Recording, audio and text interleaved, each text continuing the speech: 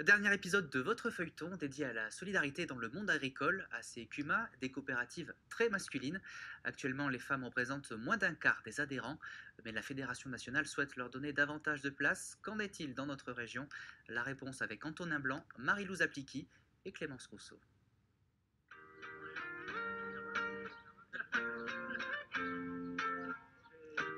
C'est un bastion encore très masculin.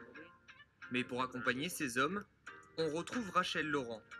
Cette chargée de mission à la fédération régionale de la CUMA organise aujourd'hui une rencontre entre la coopérative de Condé et une autre venant de la Meuse. De façon à ce que chacun ait le temps de s'exprimer sur ses attentes et ses besoins aussi individuels pour les ramener dans le collectif par la suite. Tout au long de l'année, Rachel suit une dizaine de CUMA en Champagne-Ardenne. Son soutien est indispensable pour Germain. Rachel nous apporte un œil extérieur, elle est là pour nous aider dans les dossiers à monter pour la CUMA sur l'achat de matériel et tout ça. Elle nous soutient, elle nous guide des fois à dire il faudrait peut-être regarder ceci ou cela. Et puis voilà, on avance comme ça. À la CUMA de Condé, il y a une seule adhérente. Pour augmenter ce chiffre, la fédération va régulièrement à la rencontre des agricultrices de la région. Le nom CUMA, coopérative d'utilisation de matériel agricole, souvent ça fait référence au masculin, le machinisme, mais notre objectif c'est de développer le nombre d'adhérentes dans nos CUMA et de voir ces adhérentes monter progressivement dans les postes à responsabilité également.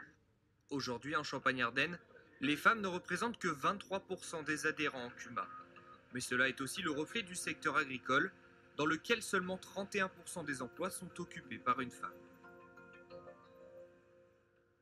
À la Chèpe, dans la Marne, Sébastien est venu prêter main forte à Muriel pour semer des betteraves. Il me reste qu'une montée, donc c'est bon. On a regardé le réglage. Cette agricultrice est la seule femme adhérente à la CUMA de la Noblette. Elle apporte des qualités différentes dans le groupe. Ce qui va apporter le plus, c'est cette sensibilité qu'ont les femmes, plus que parfois les hommes. Donc c'est important.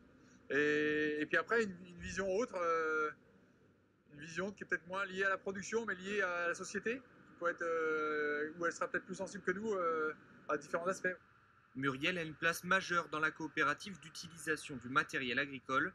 Elle en est membre active, mais aussi la secrétaire. Je pense que maintenant, ça évolue.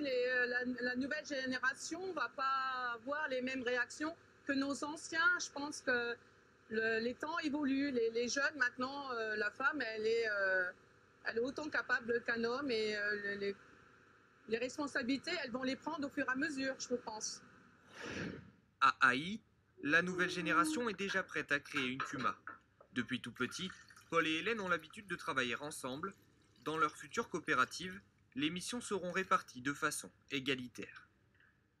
J'espère qu'on va réussir à passer ce cap-là et puis un peu tordre les clichés avec Paul et puis réussir à faire une CUMA un petit peu plus moderne.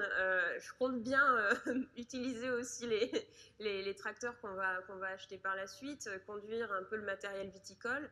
Complémentaires, les deux cousins espèrent poursuivre le travail de leurs parents, avec pour objectif lier les deux exploitations dans une CUMA d'ici 2025. Au sein des CUMA, tous ces visages œuvrent chaque jour pour continuer à vivre de leur passion. Ils ont choisi de partager leur matériel, mais aussi de lier leur savoir-faire.